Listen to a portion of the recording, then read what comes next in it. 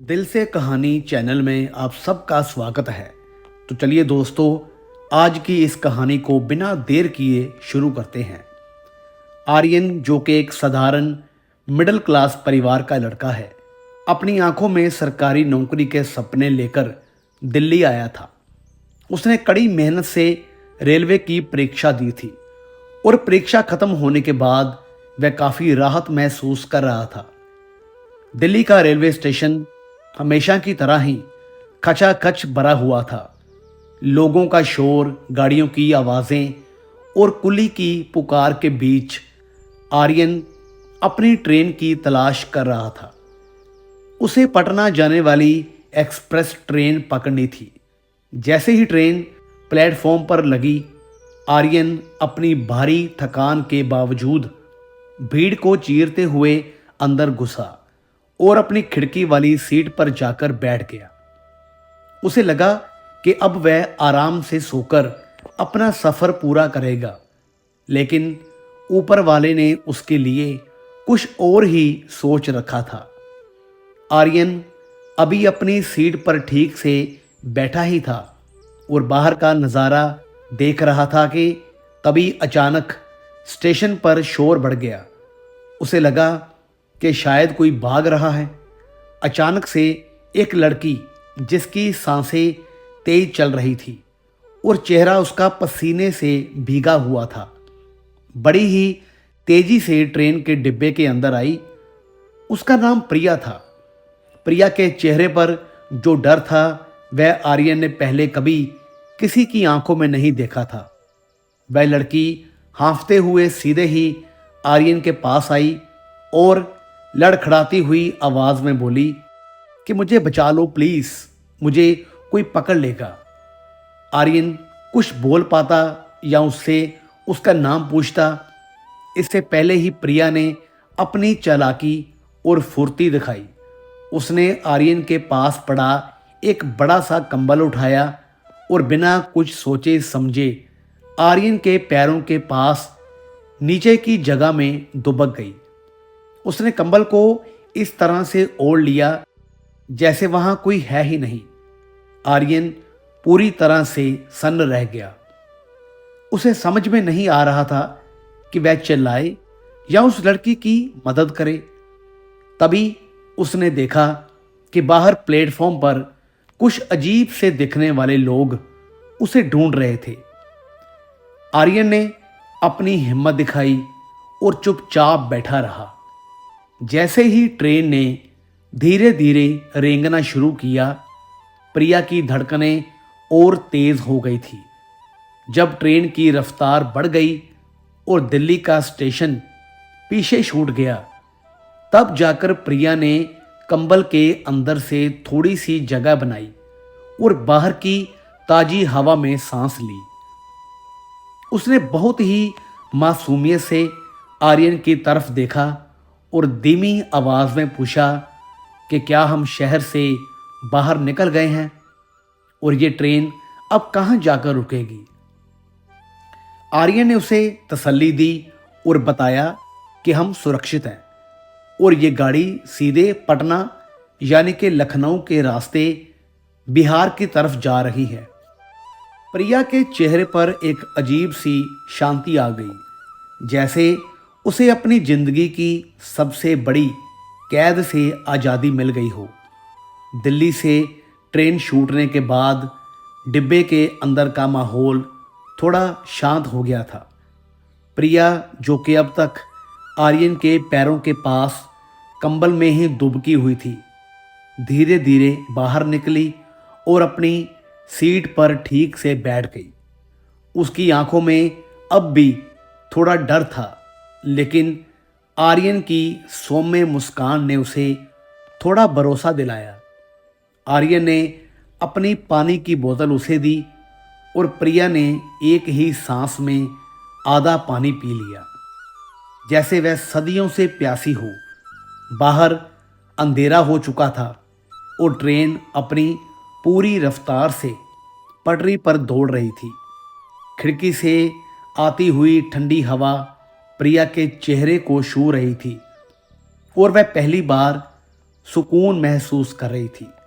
सफ़र आगे बढ़ता गया और दोनों के बीच बातों का सिलसिला भी शुरू हुआ।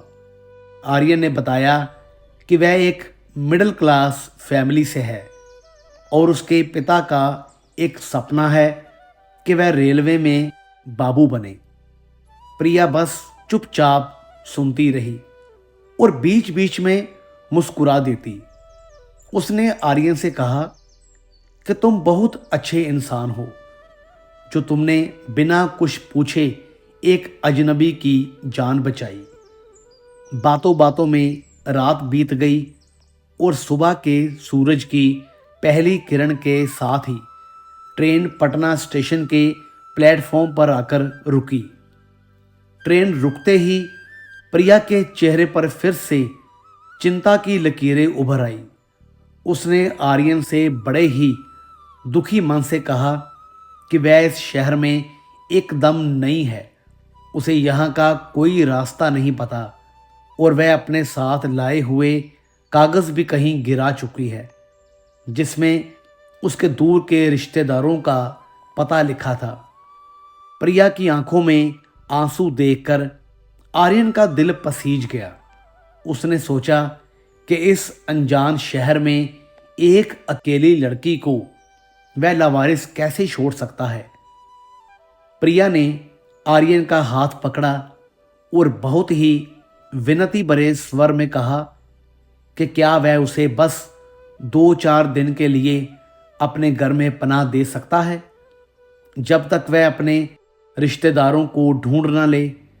आर्यन ने एक पल के लिए अपने परिवार के बारे में सोचा और फिर प्रिया की मासूमियत देखकर हाँ कह दी।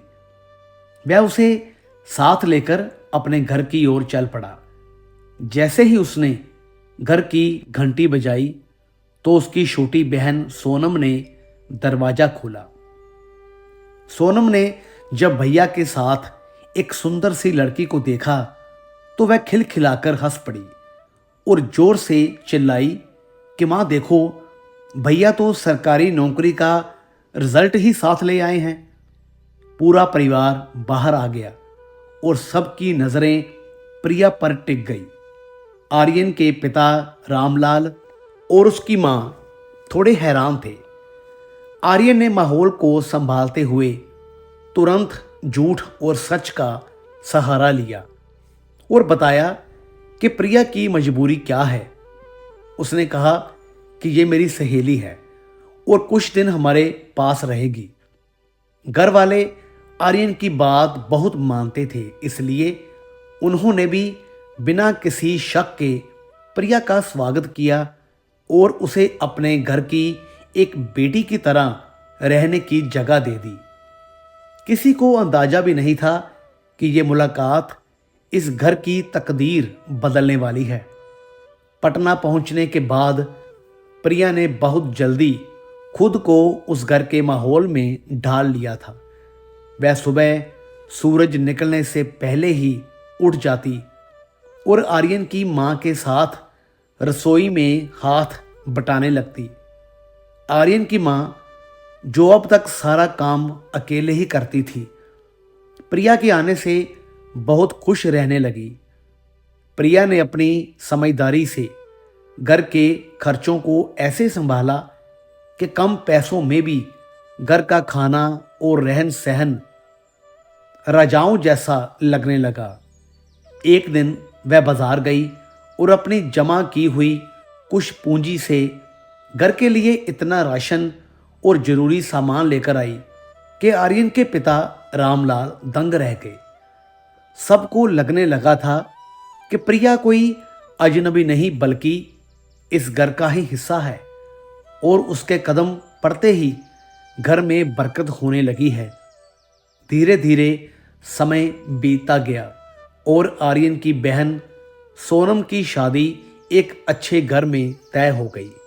पूरा परिवार खुश था, लेकिन मध्यम वर्गीय परिवार की सबसे बड़ी चुनौती दहेज और शादी का खर्च सामने आकर खड़ी हो गई। रामलाल जी ने पाई पाई जोड़कर पैसे रखे थे, फिर भी शादी के इंतज़ामों में 80,000 रुपये कम पड़ रहे थे। यह रकम उस समय उस परिवार के लिए बहुत बड़ी थी। घर में चिंता की लहर दौड़ गई। आर्यन ने भी अपनी तरफ से कोशिश की, लेकिन पैसे नहीं जुट पाए। रामलाल जी उदास होकर एक कोने में बैठे थे और कह रहे थे कि शायद मुझे बैंक से भारी ब्याज पर लोन लेना पड़ेगा या किसी से उधार मांगना पड़ेगा, वरना बेटी की विदाई में कमी रह जाएगी। प्रिया ने जब घर का ये माहौल देखा तो उसे रहा नहीं गया। वह चुपचाप अपने कमरे में गई और वहां से अपना वह छोटा सा पर्स लेकर आई, जिसे उसने अब तक बहुत संभाल कर रखा था। उसने सबके सामने वह पैसे रख दिए और बाबूजी से कहा कि आप लोन लेने की बात मत कीजिए। ये पैसे मेरे पास हैं और इन्हें आप अपनी बेटी की शादी में इस्तेमाल कीजिए। रामलाल जी की आंखों में आंसू आ गए। उन्होंने कहा कि बेटा, ये तुम्हारे पैसे हैं, हम कैसे ले सकते हैं। लेकिन प्रिया ने बड़े ही हक से कहा कि क्या आप मुझे अपनी बेटी नहीं मानते? अगर सोनम मेरी बहन है तो उसकी शादी की जिम्मेदारी मेरी भी है। प्रिया के इस निस्वार्थ प्रेम ने सबका दिल जीत लिया।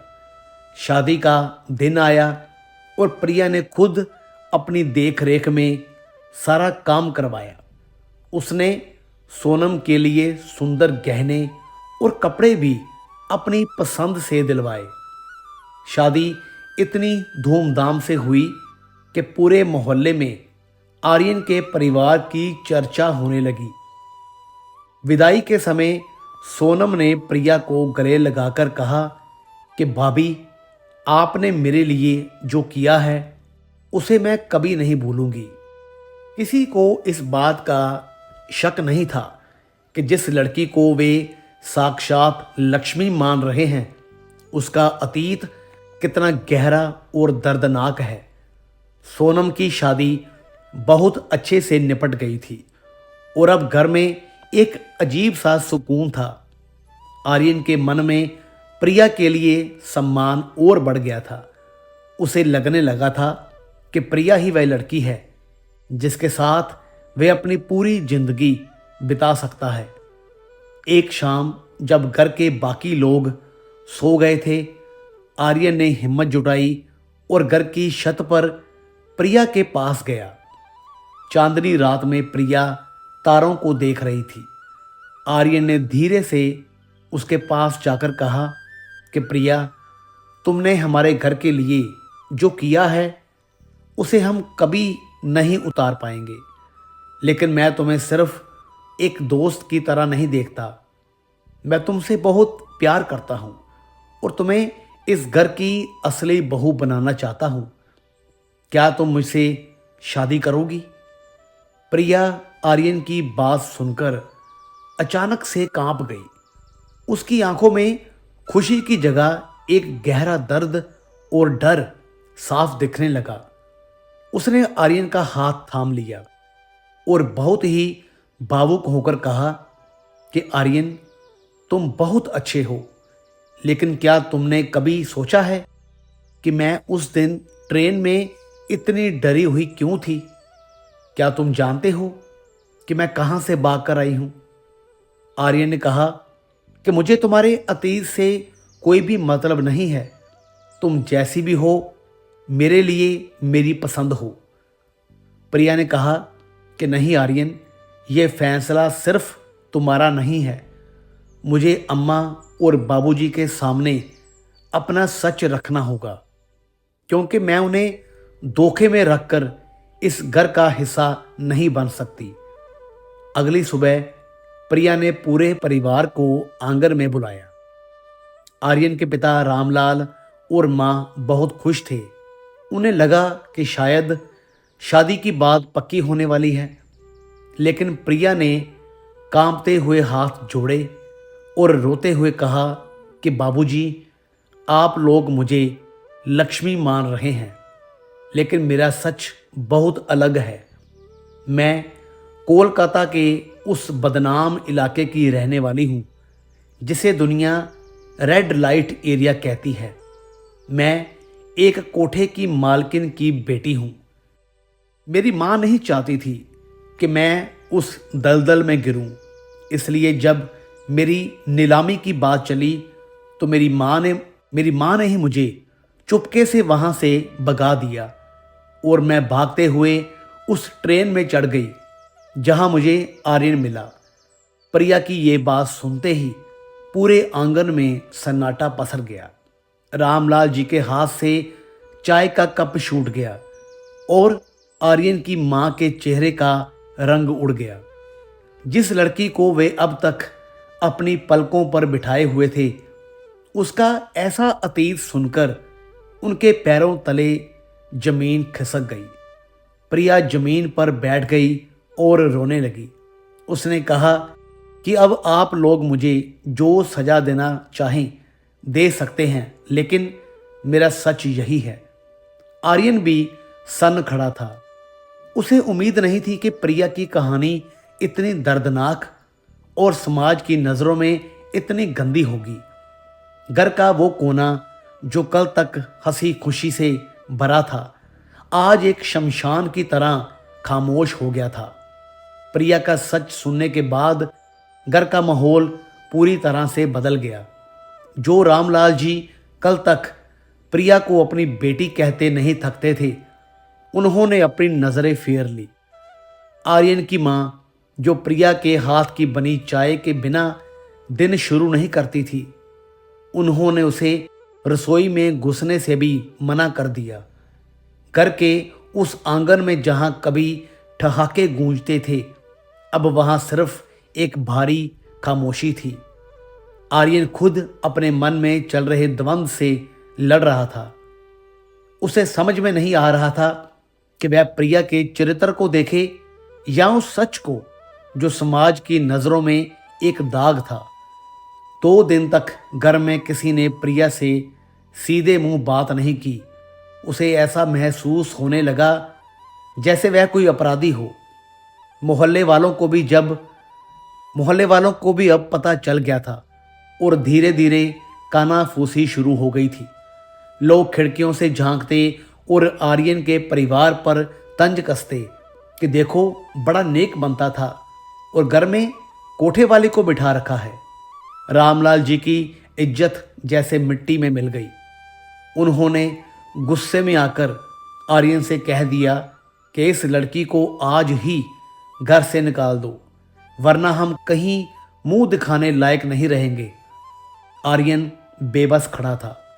उसने प्रिया की तरफ देखा, जिसकी आंखों के आंसू अब सूख चुके थे। प्रिया ने चुपचाप अपना पुराना फटा हुआ झोला उठाया और उसमें अपने 2 जोड़ी कपड़े रखने लगी। वह घर की दहलीज पार करने ही वाली थी कि तभी वहां एक गाड़ी आकर रुकी।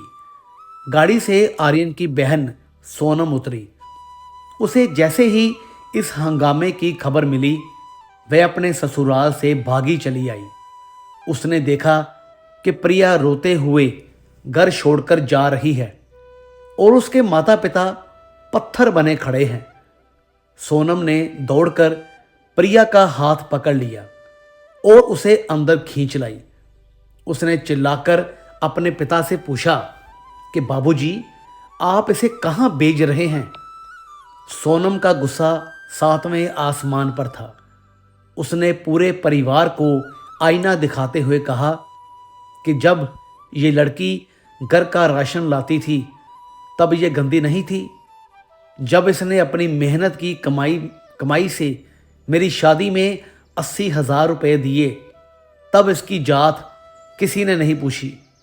जब इसने मुझे सोने के गहने पहनाए तब किसी को इसके कोठे का सच याद नहीं आया। आज जब इसने अपना दुख साझा किया तो आप लोग इसे पराया कर रहे हैं।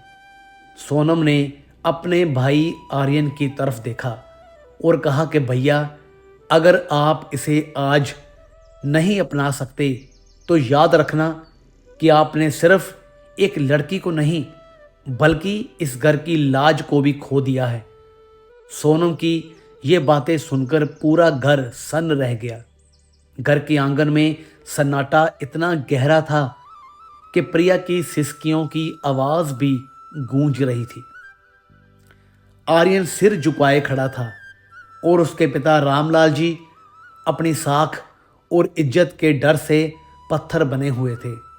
तभी सोनम ने अपनी आवाज को और ऊंचा किया और अपने भाई का हाथ पकड़कर उसे झकझोरा।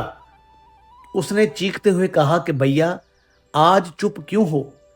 जिस लड़की ने इस घर को घर बनाया, आज उसे सिर्फ इसलिए निकाल रहे हो क्योंकि उसने सच बोलने की हिम्मत दिखाई। क्या उसका गुनाह सिर्फ इतना है कि वह एक ऐसी जगह पैदा हुई जहां उसकी मर्जी नहीं चलती थी? सोनम ने अपनी मां की तरफ देखकर कहा कि मां, आप तो इसे साक्षात लक्ष्मी कहती थी। जब यह सुबह उठकर आपके पैर छूती थी तब आपको इसमें देवी दिखती थी। आज अचानक ये आपके लिए अछूत कैसे हो गई? क्या कोठे पर पैदा होना उसकी गलती है? असली गुनहगार तो वो समाज है जो अंधेरी रातों में वहां जाकर अपनी प्यास बुझाता है और उजाले में आकर इज्जत की बातें करता है।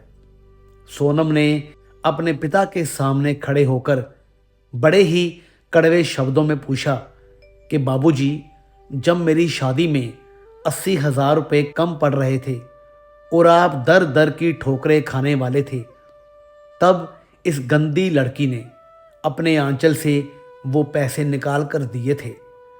तब आपने ये क्यों नहीं पूछा कि ये पैसे कहाँ से आए हैं? तब वो पैसे आपको बहुत पवित्र लगे थे क्योंकि उससे आपकी बेटी की डोली उठ रही थी। आज जब उसे आपके सहारे की जरूरत है तो आप उसे धक्का दे रहे हैं। सोनम की ये बातें सुनकर रामलाल जी की गर्दन शर्म से झुक गई।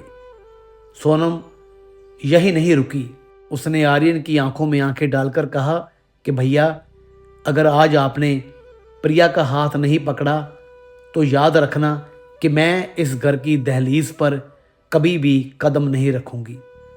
मैं उस भाई का चेहरा भी नहीं देखना चाहती जो कि एक औरत की मजबूरी का सम्मान न करे। अगर प्रिया भाभी आज इस घर से निकली, समझ लेना कि आपकी बहन मर गई। एक लड़की को वैश्या यह समाज बनाता है, उसे बेचता है और फिर वही समाज उसे अपनाने से भी डरता है। क्या हम इतने गिरे हुए लोग हैं कि हम सिर्फ पैसों से ही प्यार करते हैं, इंसानियत से नहीं? सोनम की एक एक बात आर्यन के दिल में तीर की तरह चुभ रही थी। उसे अपनी कायरता पर शर्म आने लगी। उसने देखा कि प्रिया अपना झोला जमीन पर छोड़कर बस एक कोने में खड़ी कांप रही थी। आर्यन ने आगे बढ़कर प्रिया का हाथ थाम लिया और सबके सामने चिल्लाकर कहा कि बस बहुत हुआ, मैं इस समाज की परवाह नहीं करता। प्रिया ने हमारे लिए जो किया है वह कोई सगी बेटी भी नहीं कर पाती। मैं इससे शादी करूंगा और डंके की चोट पर करूंगा। रामलाल जी की आंखों से भी आंसू टपकने लगे। उन्हें एहसास हुआ कि उनकी बेटी सही कह रही थी। उन्होंने आगे बढ़कर प्रिया के सिर पर हाथ रखा और भराई हुई आवाज में कहा कि बेटा, मुझे माफ कर दो, मेरी बुद्धि पर पर्दा पड़ गया था। तू कहीं नहीं जाएगी, तू इसी घर की बहू बनेगी। पूरा घर भावुक हो गया और पहली बार प्रिया को लगा कि उसे वास्तव में एक परिवार मिल गया है। घर के बड़ों ने प्रिया को अपना तो लिया, लेकिन प्रिया के मन में एक बात घर कर गई थी। वह नहीं चाहती थी कि कल को कोई मोहल्ले वाला या समाज का आदमी आर्यन के परिवार पर उंगली उठाए या उन्हें ताना मारे कि कोठे वाली की वजह से इनकी किस्मत चमक गई। उसने आर्यन और बाबूजी को अपने पास बुलाया और हाथ जोड़कर एक बड़ी ही अजीब सी शर्त रख दी प्रिया ने कहा कि मैं इस घर की बहू बनकर फेरे तभी लूंगी जब हमारा ये घर इस पूरे इलाके का सबसे आलीशान बंगला बन जाएगा और आर्यन के पास अपना एक बड़ा कारोबार होगा। आर्यन हैरान रह गया। उसने कहा कि प्रिया, मेरे पास तो इतने पैसे कहाँ कि मैं रातों रात महल खड़ा कर दूं। बाबूजी के पास भी जमा पूंजी खत्म हो चुकी है। प्रिया ने मुस्कुराते हुए कहा कि आप चिंता मत कीजिए, ये जिम्मेदारी मेरी है। उसने उसी वक्त कमरे में जाकर अपनी माँ को फ़ोन लगाया जिसे उसने बरसों पहले पीछे छोड़ दिया था। उसकी माँ जो अपनी बेटी को उस नर्क से दूर देखना चाहती थी, फ़ोन उठाते ही रो पड़ी। प्रिया ने अपनी माँ को सब कुछ बताया कि कैसे एक नेक परिवार ने उसे अपनाया है और अब उसे समाज के सामने अपना सिर ऊंचा करके जीना है। प्रिया की माँ ने अगले ही दिन एक भरोसेमंद आदमी के जरिए 50 लाख रुपए नकद और कुछ कीमती जेवर पटना भिजवा दिए। ये वह पैसा था जो उसकी माँ ने अपनी बेटी के सुरक्षित भविष्य के लिए अपनी पूरी जिंदगी की कमाई से बचाकर रखा था। इन पैसों से आर्यन और प्रिया ने मिलकर काम शुरू किया।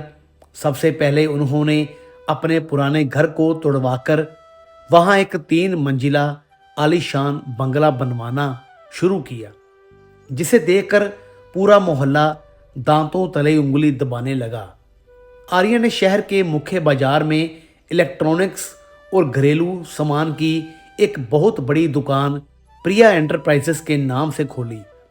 देखते ही देखते आर्यन एक साधारण लड़के से शहर का एक बड़ा बिजनेसमैन बन गया। अब उसके पास बड़ी गाड़ियां थी और समाज में एक रसूख था। जो लोग कल तक गलियों में कानाफूसी करते थे, अब वही लोग आर्यन से हाथ मिलाने के लिए लाइन लगाने लगे। प्रिया ने दिखा दिया कि पैसा और सफलता इंसान का अतीत धो सकती है। उसने घर के हर कोने को अपनी पसंद से सजाया। घर में बड़ी टीवी, फ्रिज और सारी सुख सुविधाएं आ गई। लेकिन इतनी दौलत आने के बाद भी प्रिया के स्वभाव में जरा भी घमंड नहीं आया। वह आज भी आर्यन की माँ के पैर दबाती और बाबूजी की हर जरूरत का ख्याल रखती। धन की लक्ष्मी नहीं, बल्कि संस्कारों की भी लक्ष्मी है। अब पूरा परिवार उस दिन का इंतजार करने लगा जब प्रिया और आर्यन का गठबंधन होगा और समाज को ये संदेश जाएगा कि एक औरत का वर्तमान उसके अतीत से कहीं ज़्यादा महान होता है। वह शुभ दिन आ ही गया जिसका पूरे पटना शहर को इंतज़ार था। आर्यन और प्रिया की शादी का कार्ड जब मोहल्ले और शहर के रसूखदार लोगों के पास पहुंचा तो हर तरफ बस एक ही चर्चा थी। कुछ लोग अब भी दबी जुबान में प्रिया के अतीत को लेकर कानाफूसी कर रहे थे, लेकिन आर्यन के नए आलीशान बंगले की चमक और उसके बढ़ते हुए कारोबार के रसूख के आगे किसी की हिम्मत नहीं हुई कि कोई सवाल खड़ा करे। आर्यन ने फैसला किया था कि वह ये शादी किसी से छिपकर नहीं, बल्कि पूरे शहर के सामने धूमधाम से करेगा। उसने शहर के सबसे बड़े मैदान में प्रीति भोज का आयोजन किया, जहां हजारों लोग आमंत्रित थे। शादी की रात पूरा बंगला रोशनी से नहाया हुआ था। फूलों की खुशबू से हवा महक रही थी। प्रिया जब लाल जोड़े में सजकर बाहर आई तो उसकी खूबसूरती देख सबकी आंखें फटी की फटी रह गई। उसकी आंखों में अब वह पुराना डर नहीं था, बल्कि एक आत्मविश्वास और सुकून था। आर्यन शेरवानी पहनकर घोड़ी पर चढ़ा और गाजे बाजे के साथ अपनी देहरी पर बारात लेकर आया। मोहल्ले की औरतें जो कभी प्रिया को देखकर मुंह फेर लेती थी, आज उसके पास आकर उसकी नज़र उतार रही थी और उसे दुआएं दे रही थी। समाज का ये बदला हुआ रूप देखकर आर्यन की बहन सोनम मुस्कुरा रही थी, क्योंकि उसे पता था कि यह बदलाव सिर्फ पैसों का नहीं बल्कि प्रिया की अच्छाई का है। मंडप में जब फेरे शुरू हुए और पंडित जी ने मंत्र पढ़े तो रामलाल जी और उनकी पत्नी की आंखों में खुशी के आंसू थे। उन्होंने गर्व से प्रिया का कन्यादान स्वीकार किया और उसे अपने घर की कुल वधू का दर्जा दिया। फेरे खत्म होते ही जब आर्यन ने प्रिया की मांग में सिंदूर भरा तो पूरा पंडाल तालियों की आवाज से गूंज उठा। वहां मौजूद शहर के बड़े बड़े व्यापारी और नेता भी इस जोड़े को आशीर्वाद देने पहुंचे। जो लोग कहते थे कि ऐसी लड़की से शादी करने पर इज्जत चली जाएगी, आज वही लोग कह रहे थे कि आर्यन की किस्मत खुल गई, जो उसे ऐसी गुणवान और भाग्यशाली पत्नी जो मिली। अगली सुबह जब सूरज की पहली किरण नए बंगले पर पड़ी तो प्रिया ने अपनी माँ को फ़ोन किया और बताया कि माँ, आज मैं सिर्फ एक बेटी नहीं बल्कि एक सम्मानित बहू भी हूँ। प्रिया की माँ की तपस्या सफल हो गई थी। धीरे धीरे वक्त बीता और प्रिया ने न केवल अपना घर संभाला बल्कि गरीब लड़कियों की पढ़ाई और उनके विवाह के लिए एक संस्था भी खोल दी। पूरा शहर अब उसे कोठे वाली की बेटी नहीं बल्कि साक्षात लक्ष्मी के नाम से पुकारने लगा था। सच्चाई और सेवा ने उसके अतीत के हर दाग को धो दिया था और आर्यन व प्रिया ने यह साबित कर दिया कि इंसान अपने जन्म से नहीं बल्कि अपने कर्मों और साहस से महान बनता है। तो दोस्तों, कैसी लगी आपको ये कहानी? वीडियो अच्छी लगी हो तो प्लीज़ लाइक करें, शेयर करें, चैनल को सब्सक्राइब ज़रूर करें। तो मिलेंगे फिर से एक और नई दिलचस्प कहानी के साथ। तब तक के लिए गुड बाय।